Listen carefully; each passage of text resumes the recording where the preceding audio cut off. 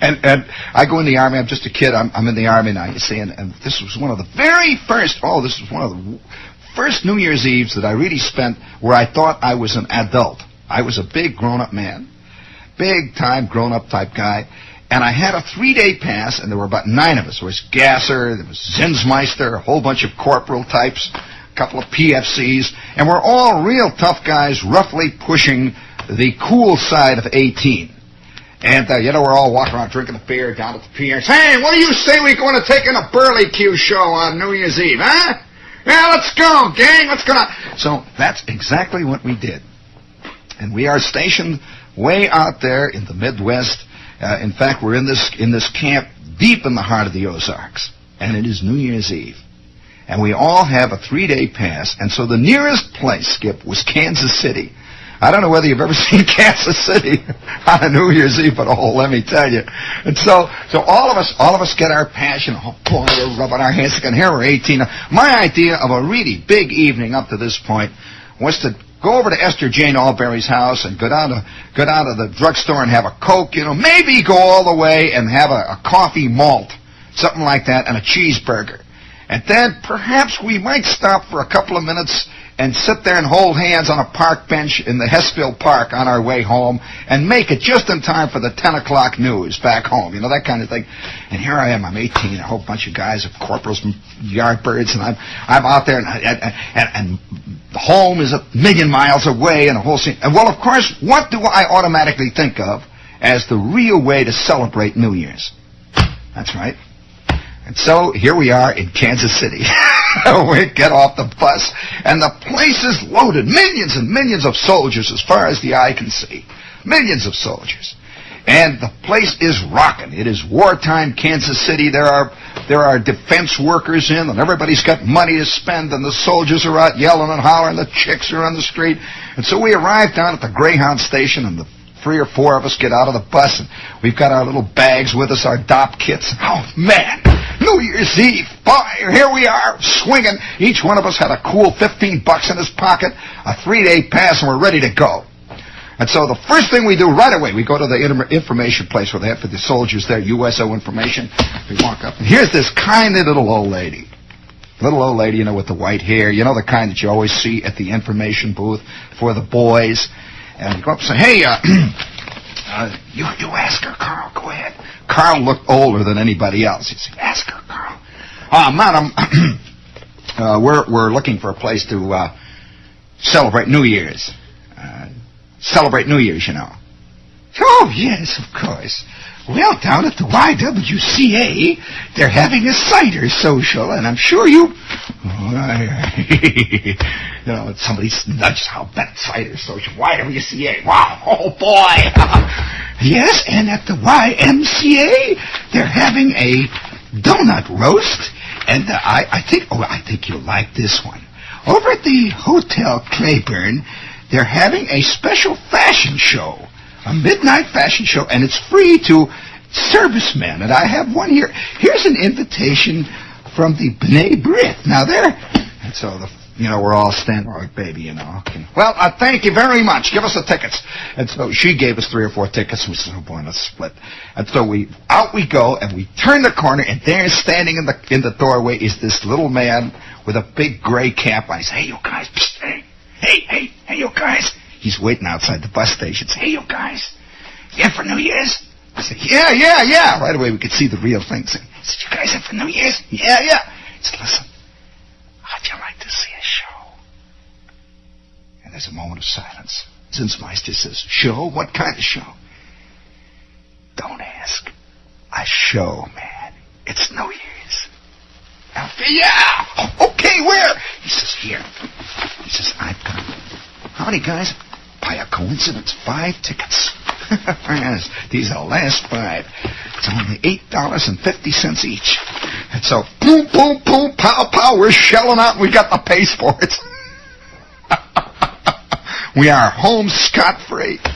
And now all we got to do is wait till midnight. So we're walking around from one joint to the next, and there's bars, and there's places called the Bamboo Inn, and there's places called the Flamingo Bar, and all those great, the Bluebird Bar, there's places called Uncle Ned's. I remember all these terrible joints in Kansas City. And Kansas City is probably one of the great swinging towns of all. This is a great gangster town. And you would walk down the street in Kansas City, especially at that time. It's kind of vaguely dark, and all these places they don't have big lights in the streets like we have, big fluorescent lights. But you see one after the other. There's 18 million bars, millions of them, and all of them. You hear this rotten honky-tonk music coming out. You hear just for miles around. What an exciting place for an ex-kid. Oh, man, bent on a night of debauchery and sin. And we're swinging down the street there. We got our hats on sideways. We have checked our dock kits for wide. We've got a cool $7 left each one of us. We each have 2 water drinks under our belt now. Our eyeballs are spinning. Our teeth are sweating. Our ears are itching. And our knees are loose. We're ready to go. We're in Kansas City.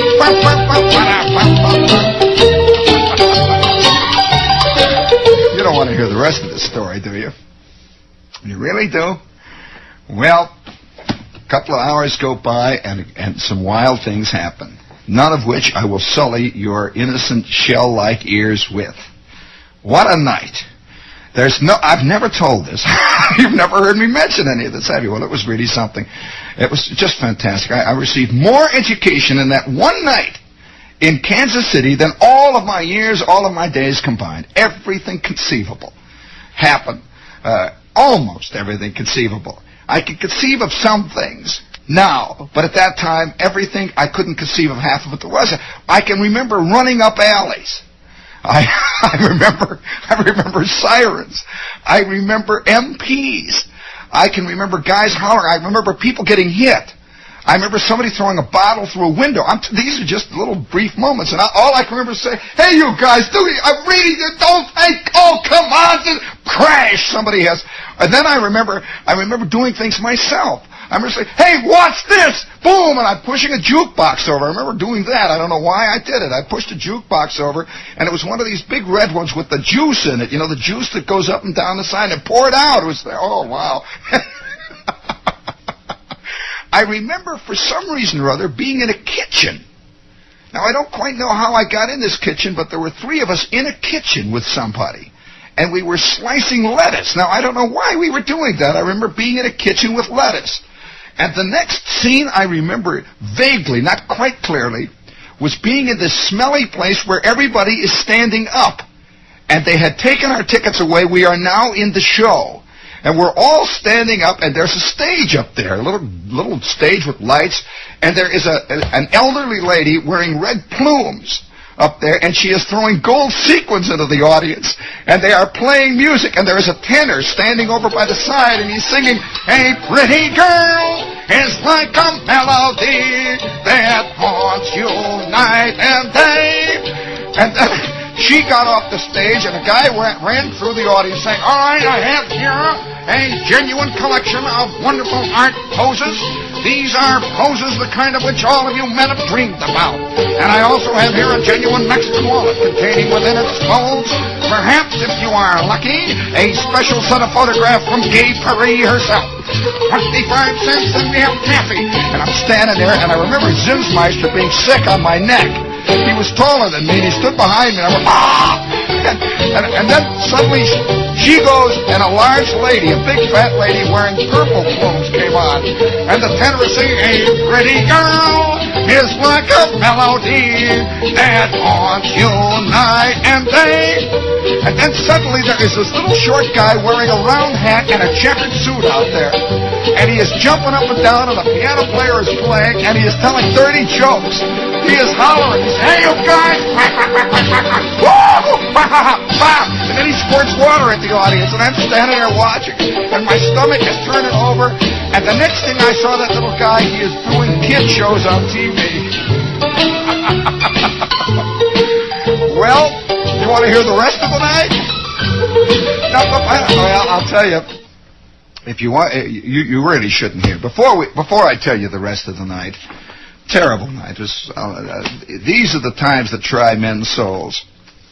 I tell you, and they're the times when men's souls are dipped in the crucible of steel that makes them what they are: hard, bitten, square-jawed. And I will tell you about the rest of the night.